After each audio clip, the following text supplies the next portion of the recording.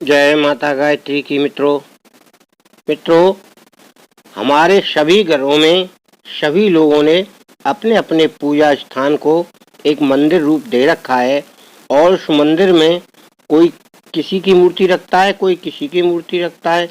इस प्रकार से अपनी पूजा के लिए सभी लोग अपना अपना इष्ट देव या कोई और जिसको जो मानता है वो उस मंदिर में रखता है। परंतु मित्रों, सर्वप्रथम बात यह है कि हमको ये देव जरूर रखने चाहिए, जैसे कि सदा भवानी दाहिनी सन्मुख रहित गणेश, 5 देव रक्षा करें ब्रह्मा विष्णु महेश। इनकी मूर्तियां फोटो अवश्य होने चाहिए और सबसे ऊपर माता गायत्री का फोटो या मूर्ति होना चाहिए, क्योंकि माता गायत्री सर्वोपरि हैं और उनका मंत्र सर्वश्रेष्ठ है। फिर कोई व्यक्ति जिसकी भी पूजा करे, अर्चना करे, वो करता रहे, मगर ये 5 देव इसमें सम्मिलित जरूर होने चाहिए और गायत्री माता का पूजन अर्चन करे और सभी देवों का पूजन अर्चन करे, विधिवत और प्रणाम करे।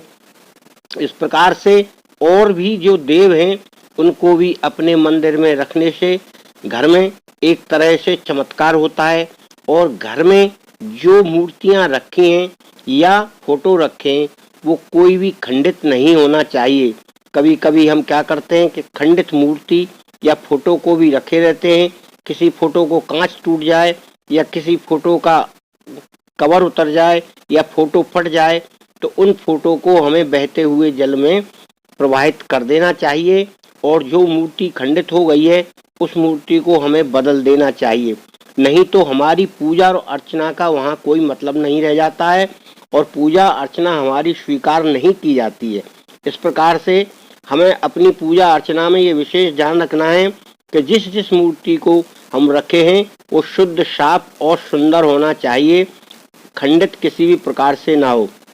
अब अगली चीज देखते हैं दोस्तों। सभी चाहते हैं कि हमारे घर में जो भी पैसा हो, रुपया हो, कम हो ज्यादा हो, लेकिन परिवार के बीच प्रेम बना रहे, स्नेह बना रहे। तो उसके लिए बहुत जरूरी है कि आप राम दरबार की फोटो रखें। देखिए, राम दरबार की जो तस्वीर होती है, वो फोटो होती है, वो सुख समृद्धि की निशानी मानी जाती है। और आपने सुना होगा कि राम राज बैठे त्रिलोका, हर्षित भये गए सब शोका। यानी कि राम का राज जब हुआ तो सभी शोक यानी कि सभी दुख समाप्त हो गए और सभी प्रजा, सभी नर नारी प्रसन्न चित्त मुद्रा में हो गए। तो इसलिए कहा जाता है कि ये तस्वीर घर में रखने से परिवार के सदस्यों के बीच प्रेम रहता है, परिवार में शांति रहती है, कलह नहीं होता है। तो हर परिवार में ये तस्वीर तो होनी ही होनी चाहिए। तो ये भी आपके घर के मंदिर में होनी चाहिए। अब बारी आती है लड्डू गोपाल की, शालिग्राम जी की या फिर भगवान कृष्ण की कोई भी मूर्ति फोटो रख सकते हैं। ये भी घर के मंदिर में बहुत ज्यादा अनिवार्य होती है। वास्तु शास्त्र के अनुसार इस मूर्ति को रखना चाहिए जिसमें बाल स्वरूप श्री कृष्ण जी मौजूद हो। तो ये फोटो आपके घर में होनी चाहिए। और यदि शालिग्राम जी हो, लड्डू गोपाल जी हो, तो कोई जरूरत नहीं है कि आप अलग से कोई फोटो रखें।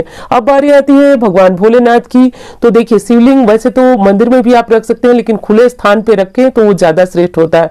हमारे यहाँ जो है खुले स्थान पे शिवलिंग है, तो हमारे पास जो है भगवान भोलेनाथ की यहाँ पे एक मूर्ति है।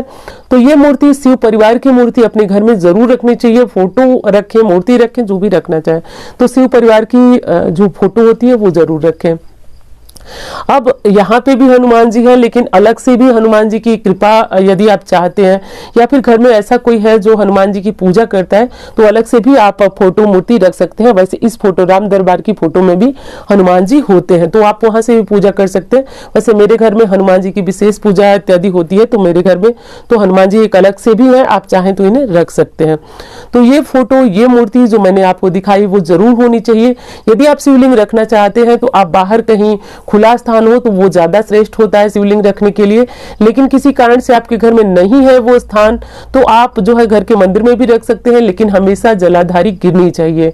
तो इस प्रकार से आप अपने घर में इन देवों को रखेंगे और पूजा करेंगे तो आपके घर में धन वैभव की कमी नहीं रहेगी और सुख शांति समृद्धि बरसेगी। मित्रों, चैनल अच्छा लगे तो आप इसको लाइक, शेयर और सब्सक्राइब करें। इसी के साथ आपको इस समय के लिए धन्यवाद।